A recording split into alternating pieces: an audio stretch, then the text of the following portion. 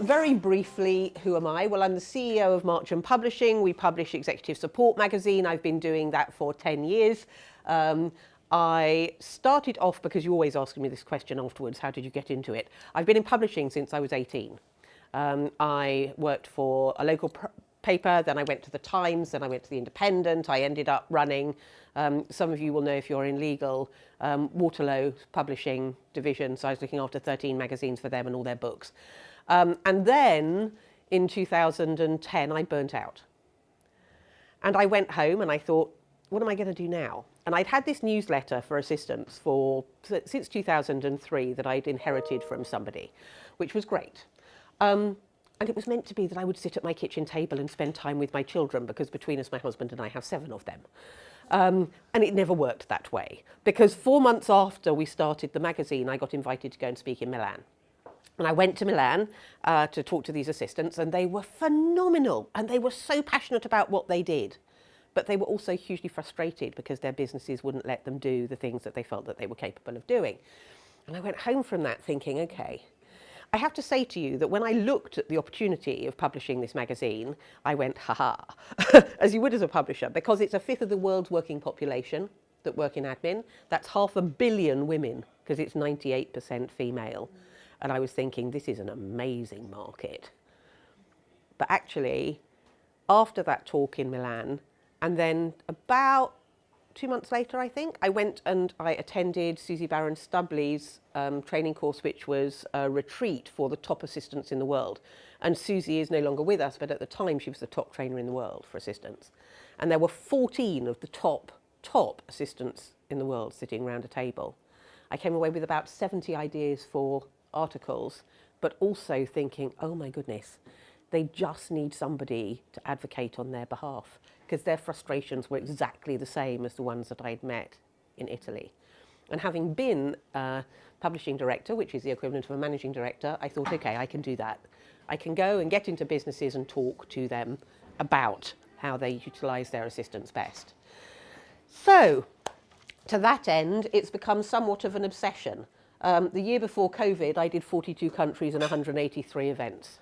And I just spend most of my life outside of COVID talking to you, talking to HR, talking to executives. And usually they put me on just after lunch. And they give me some obscure title because they say otherwise they won't turn up. And then when I've done my talk, they all come and go, oh, we'd have thought of using our assistants like that. So it's been great fun. And we have changed a lot of things so far.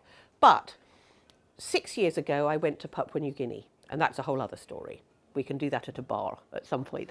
But I went to Papua New Guinea because the World Administrators Alliance asked me whether I would go and whether I would chair their meeting. And the World Administrators Alliance is the equivalent of the G7 for the marketplace. So it's the heads of associations from all over the world. And we sat there and we talked about how we professionalise this role. And we came to the conclusion that actually there was no clear career progression. None. It was 162 job titles in the marketplace that we had come across in our research. And just to give you a very small kind of thought about that, in the UK you could be a PA and be on reception, or you could be a PA and look after the CEO. And maybe you might be an EA, which is senior. In Australia, an EA is lower than a PA. In America, a PA is someone who looks after a celebrity or someone of high net worth. It's usually an admin assistant. And in Europe, it's a management assistant. So just with those few titles, how confused are we? Right? So actually to give, and business is confused. All our stats said the executives had no clue what they were recruiting for. You know, and half the time, and I'm sure Lily will bear me out, you put a job ad out and you get so many people applying for it who are no good for the job at all because nobody understands what the role is. So we wanted to do something to change that. We don't like change terribly, do we? And we really don't like change because it makes us feel out of control and it's usually very fast and it just makes us feel a bit out of sorts.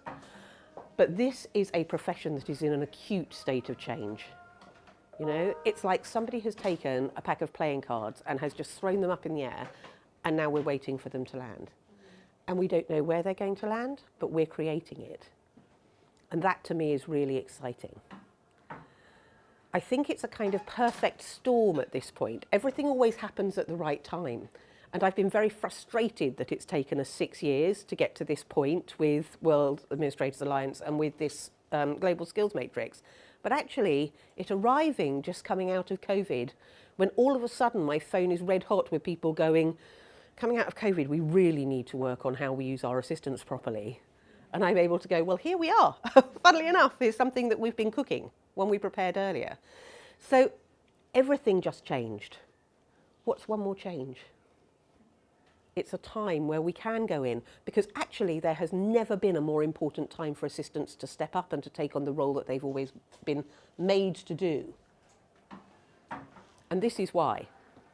Assistants are the chaos tamers. Yes? You take that utter chaos that's going on and you bring order to it. You're amazing at process and procedure and detail, and nobody else in your business does that. I'm a CEO, I can do that. Do I want to do it? No, I'd rather stick pins in my eyes, you know? But the assistants, when I say to Matt or to Fran, my assistants, I've had an amazing idea, they go pale because they know it's going to be them that's got to work out the way to do it. But my strength is doing this. My strength is writing this stuff and standing here and waving my arms around and campaigning and driving things forward. My strength is not putting the process and procedure in place. And coming out of this, coming out of COVID, because everything's just changed, they are all running around saving the world. Assistants at the moment are falling into 2 categories for me. The first is that you're coming to me and you're saying, oh my God, they are giving me so much to do and half of it I don't know. I've never done it before. They furloughed everybody and now they expect me to do the work. 10 years ago in the last recession, that was exactly what happened also, just so you know. In fact, what happened last recession is they fired all the assistants and then they said about 3 months later, oh God, they actually did something. We'd better hire them all back again. And then they let go of middle management. And then they came to you and they said, oh, you know how lovely you are. Do you think that for a really short period of time, you might pick up some of that stuff that the middle management were doing? There's nothing more permanent than temporary, right? So here we are. And 10 years later, 87% of you are doing events and 53% of you are doing HR. And a whole heap of you are doing finance and marketing and PR and all the things that middle management were doing. And some of you are coming and saying, I don't think I'm an assistant anymore because I'm doing half my time doing project management or HR. I'm like, well, that's kind of the role. That's kind of where it's headed.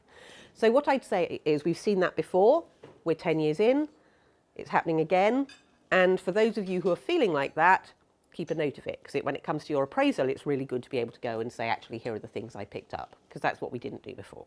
The other half of you are coming and you're going, oh God, they're not talking to me. I don't know what I'm meant to be doing. I have no clue what they're expecting of me. And I am really scared that I come out the other end of this and they don't see my value at all and they're going to get rid of me. And if that's you, I would say very respectfully, get a grip. And I mean that with love. Okay? Because I hate this word, they use it so much, unprecedented. But we are in an unprecedented time and they are busy running off saving the world and working out how the business is going to work and keeping you all safe and that stuff. So when you come and you say, I don't know what I'm meant to be doing, what would you like me to do? They go, I don't care. Go and do whatever it is I pay you to do. Just go and do the thing, right? So I would be saying to most assistants, and I do when I'm training at the moment, imagine you have a metaphorical pile of papers in front of you and you are literally saying, well, you can have that one and you can have that one, but I'm taking this one and I'm taking this one. Because your job at the moment, and actually your job full stop, is to free up their time so that they are free to do the things that the business pays them to do. And I'm going to talk about more about that. Those of you that are in HR will probably know Belbin. And I'm going to do this very quickly because I think it is the easiest way to explain the difference and why it's so important that businesses have assistants. But Meredith Belbin said that there were 9 different types of person in a team and that the ideal team has one of each of those different kinds of people in it. When I test executives and when I test assistants, they fall into totally different categories. So your executives tend to fall into shaper, and plant and resource investigator. Okay? So your shapers are the ones who are really autocratic. They want it done my way or the highway. If you give them a page of paper and it's got bullet points on it, they're probably bored by bullet point 3. Yes, it's be quickly, fast, be done, get out. It's going to be done my way, and I don't care who I upset. The second type of executive are the plants, and the plants are really cranial, really clever people, but they're great at developing product or new systems for doing things. You know, the kind of people you should probably lock in a room and not let them deal with people at all. But they're really brilliant, really good at what they do. And then thirdly, you have the resource investigator. And the resource investigators are brilliant leaders. They're driving things forward. Everybody follows them. They're really charismatic. But they can't complete or finish anything if their life depends on it. They're the ones you're chasing down the corridor going, you were due in a meeting 10 minutes ago. And by the way, I still haven't got your board report. Yes? You quite often feel like a parent. So those are your executives. And then on the other side, you have your completer finisher, your implementer, and your team worker. So your team worker is the communicator. They smooth things out. So if you have the shaper who's upsetting everybody, they're the ones who go, there, they didn't really mean it, and let's make sure this works really nicely. They also, when you've got a plant, will do the translation piece and will say this is what they're really trying to say, but they make sure that the department is working cohesively together and that everybody is nice to each other. The implementer is the one that is the process and procedure. So they will get in there and take the ideas that the executive has got, and they will gather them, and they will make sure that they actually happen. And then the completer finisher dots the I's, crosses the T's, makes sure that all that stuff is in place. So actually what you have is over here you have your executive's world, over here you have your assistant's world, and in the middle when it meets, it's one whole perfect employee for the business. It's like two sides of the coin. And it's like one of you breathes in and one of you breathes out. Any of you had that with an executive? It's amazing when that happens. I think we very often forget as businesses what the core purpose of an assistant is. And we get tied down in the fact that assistants are meant to be supporting executives. Well, of course they are. But actually, at the heart of it, the business employs the assistant. The business employs the assistant to make sure that every hour of the executive's time, and therefore the hour of salary that executive is being paid, is best utilised. That's what an assistant is there to do. So if the executive is doing all sorts of things for themselves that they weren't meant to be doing, they're not able to get on with what they're being paid to do. That's why we have an assistant, and that's the way to justify how we make the changes. Because if you think about it for a second, and we just had this conversation over breakfast. But how much is an executive paid? Should we say a lot? It's a lot work, yes? Well, even the worst assistant is going to save them 30% of their time. The best assistants will give them back most of their time, 80, 90, 100%, so that they can get on with doing the things they're meant to do. So if you times their salary by that percentage, that's what the assistant is bringing to the bottom line. And that's before that executive is freed up to go and do all the things that they should be doing. So doing meetings and new business deals and coming up with new product and all that stuff. And part of that money also drops to the bottom line. And that's before you do your job. Yes? So we're encouraging assistants to think about themselves not as gatekeepers of people, but as gatekeepers of time. So if somebody comes and says, I need a meeting for an hour, do they really need a meeting for an hour, or could it be half an hour? And when should that be programmed in? And could it just be a Zoom call? Or could they get the meeting minutes afterwards and do something from that? It's about thinking your whole time about how you shave off 10 minutes of them doing this and 5 minutes of doing that, so that actually they spend the majority of their time doing the amazing things that they are amazing at. I have a great story, which I'm just going to tell you briefly, which I think kind of nails that point for me. This is Jeff Hoffman. He is the guy that founded Priceline.com and Booking.com, and he's worth 58 billion. And he speaks on the circuit in America a lot about how his assistant contributed to him becoming so successful. And in fact, part of the reason for that is because his assistant, Bobby, who helped him start the company, was killed in a car crash 5 years ago. So he does it to honour her.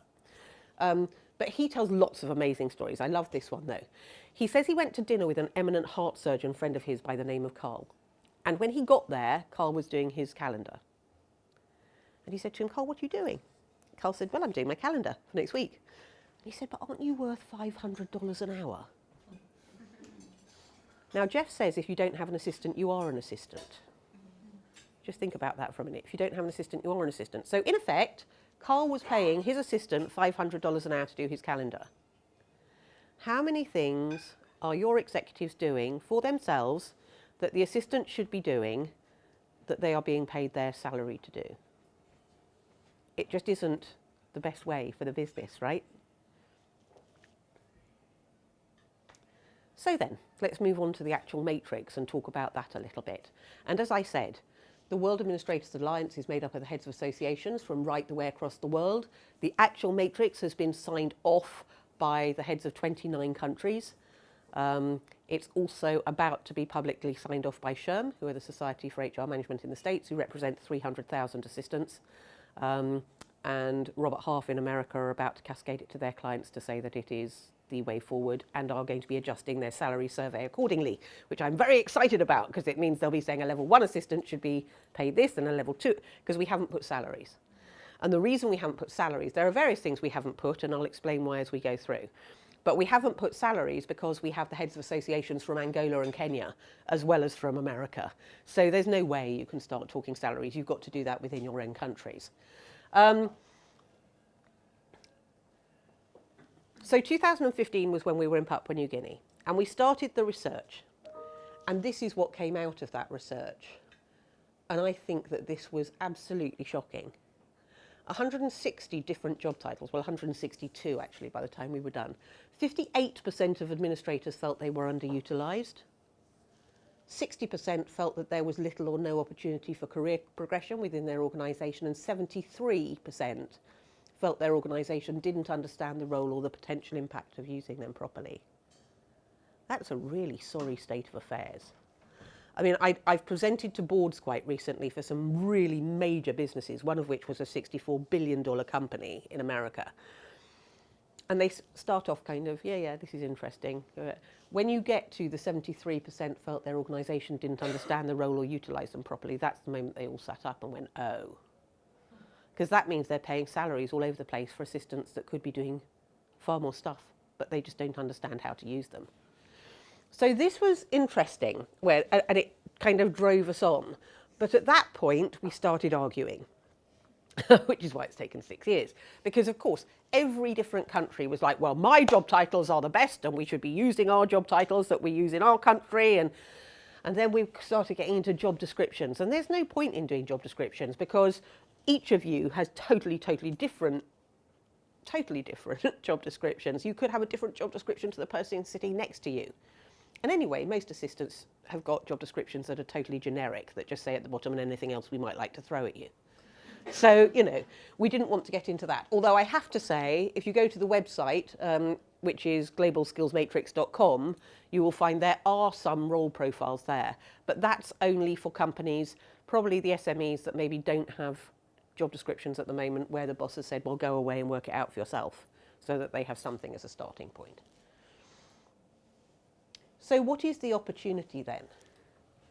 Well, to me, it's really far-reaching, because actually having a career structure so that when you get into the profession, you understand the skills that you need to move from one level to the other takes out all the confusion.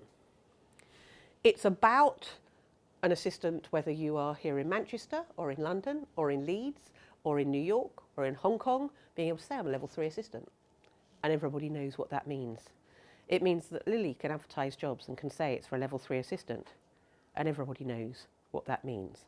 It's about the executive looking at the levels when they're saying I need an executive assistant and going, oh, that's what I need. So that everybody understands what this is. But actually, as much as that, it's about performance. It's about understanding that every business ideally wants a world-class administrative function that's going to underpin everything that their stakeholders do, and that each assistant has their own journey. So you might have some who are a level 2 who want to be a level 2 and stay at a level 2, but the business needs probably assistants at all the levels who are exceptional, and a way to measure whether they are being exceptional or not. So it's about performance review. The other thing I'm really excited about, though, if I'm honest, is I think the executives will look at it and go, oh, holy cow, we're not using our assistants like this. And if everybody else is, are we missing a trick? So I'm hoping that we can get those discussions going as well. So then it's championing the role as a career and not just a job. Won't that be amazing? Because to me, assistants always start from a point of limitation. And what do I mean by that? So often when I say, how did you get into this role? They say, well, I wasn't quite sure what I wanted to do, and my parents said I wasn't as clever as my brother, so I went and became a secretary.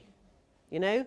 Or they just fell into it, so it didn't feel planned. So it wasn't like one of those careers where they went, that's what I wanted to do. I do find the odd one who wanted to do it, but usually it's just a kind of accident. And I would love for kids to come out of school and go, I really want to do that job. I can see how amazing that's going to be as a career if I get into it.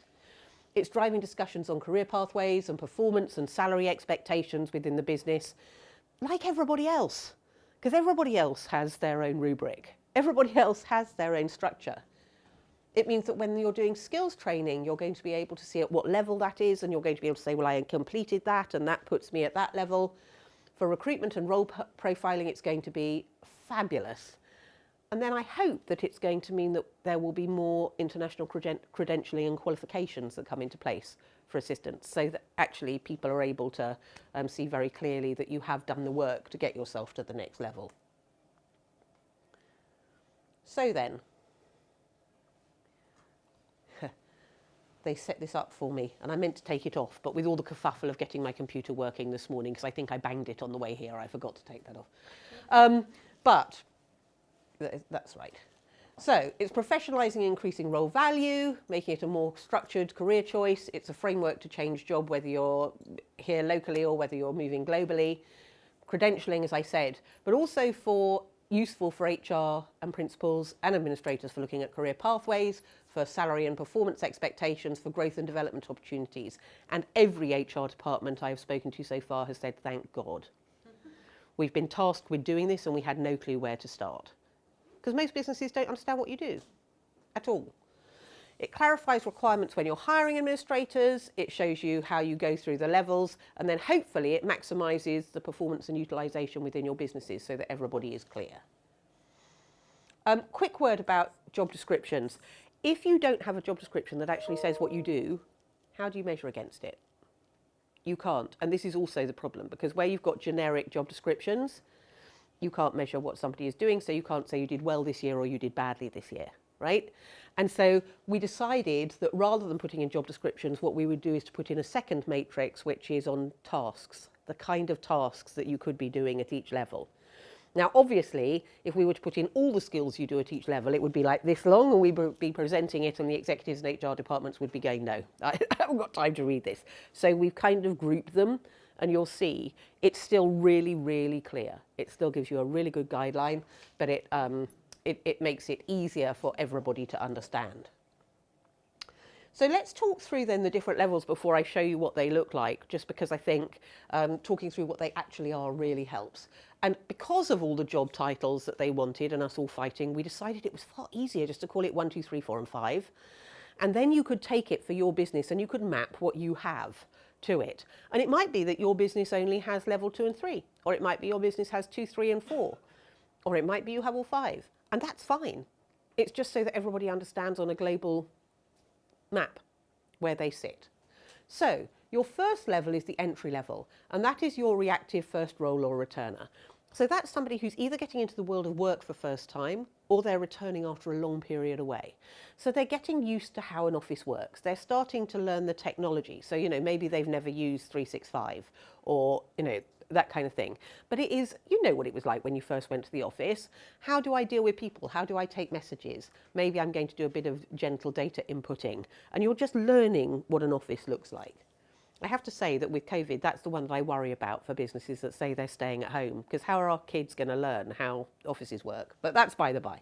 That's the one we're talking to a lot of colleges about. and saying, you know, maybe you could do the level 1 bit and train them before they leave, so that the companies that have level 2, they start there. Level 2 is transactional and reactive. So you're doing what you're told, in other words. It's very much task-based and people telling you what tasks to do, probably as you would see the more traditional secretarial role. Yes? With the executive saying, I need you to do this for me, please, and you doing it. Level 3, you're moving from the transactional and the reactive to the strategic and the more proactive. So you're starting to learn more about the business there. You've got your skills as an administrator, but now you're starting to learn more about the business and how the business operates. Let me give you a really good example of the difference between the two. If at a level 2 you were asked to put a 30-minute meeting into the calendar, you would look and you would go, there's 30 minutes, and you'd put it in. At a level 3, you would go, does it need to be 30 minutes? How much of a priority is it? Does it need to be a meeting at all? So you're starting to question what's right for the business. When I show you the list there, that will be far clearer. I think most assistants get stuck at a level 3. And I think most assistants get stuck at a level 3 either because the business doesn't know how to use them, or because they don't know that they're capable of doing level 4. Level 4 is where you are autonomous. You're completely proactive and you are a leader in your own right. So you're probably looking after C-suite, maybe you're looking after the board, you're dealing with governance, you're probably leading projects on your own. You're certainly attending leadership meetings as a leader in your own right, as opposed to being there to take minutes. But you are seen as part of the leadership team. So then you go, well, okay, well, why have we got a level 5 then, for the love of God? Because actually level 4 is probably the top level as assistant, and you would be right. But we have included level 5 as chief of staff because for so many, it's a new title in the States and it's really prevalent. But for so many businesses, they're promoting their EAs to the title of chief of staff because they don't understand what it is. And therefore, like everything else in this marketplace, there is utter confusion. Because you've got the EAs going, but they're just doing my job. So why are they a chief of staff all of a sudden? So we've put it in there to show what a chief of staff actually is. And we make it very clear in the report that that's the case. So a chief of staff is as different a job as me saying I'm a publisher and you're an EA. It's actually a really powerful triumvirate when you have the chief of staff and the CEO and the assistant, but they do very, very different roles. So your CEO is facing outwards. They're driving the business forward. They're out in the world and, you know, making sure everybody knows about them. Your chief of staff is doing the same job but facing inwardly. So they're looking inside the company and they're making sure that that functions properly.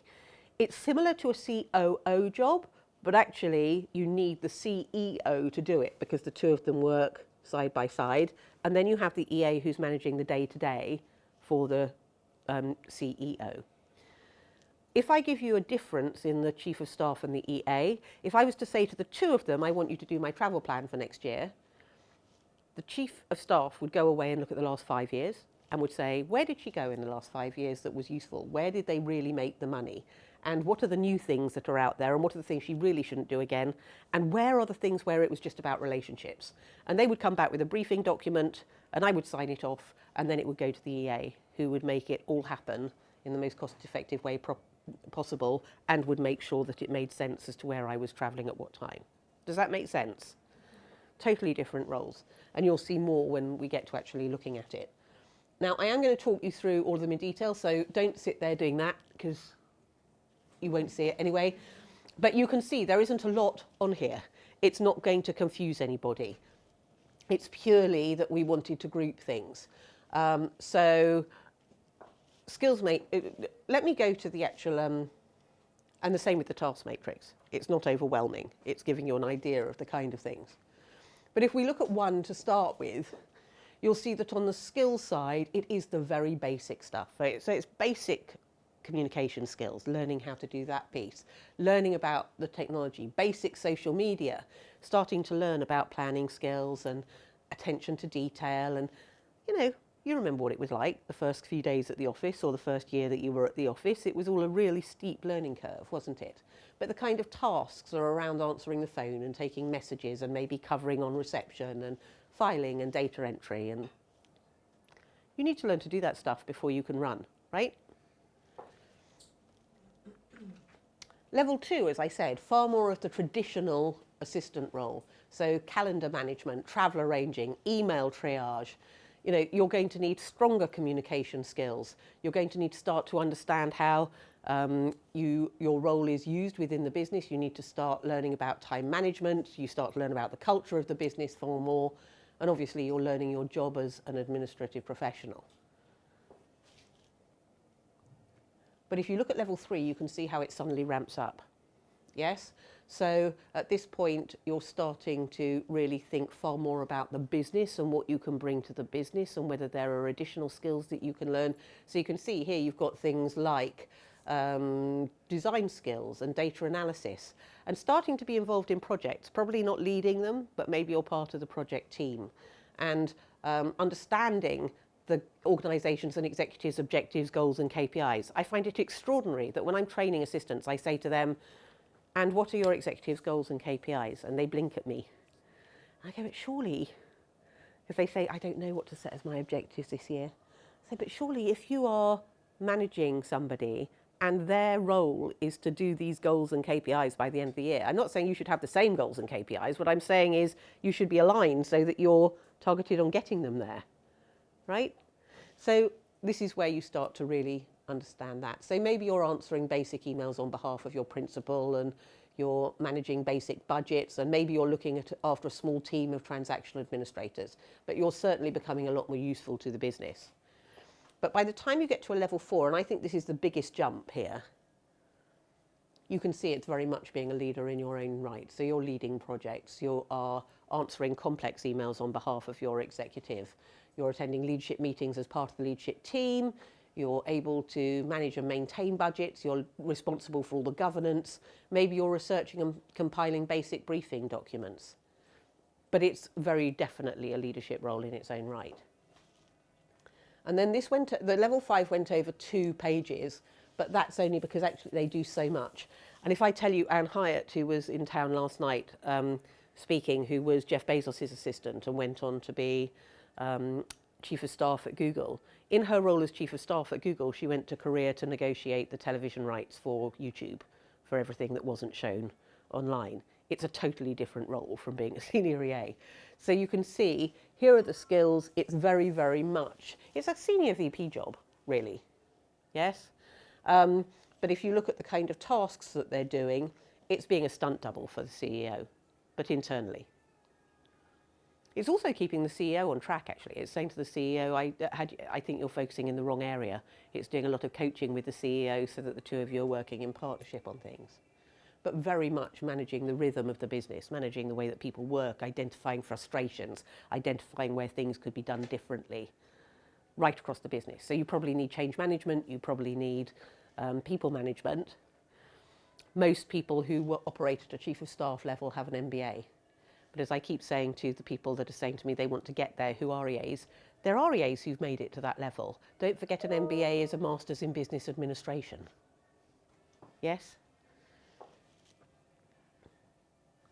This is Sarah Richson, and Sarah Richson is rated in the top 10 HR professionals in the world. She's responsible for people policy for half of Africa, although she has worked in the UK and she has also worked in Asia.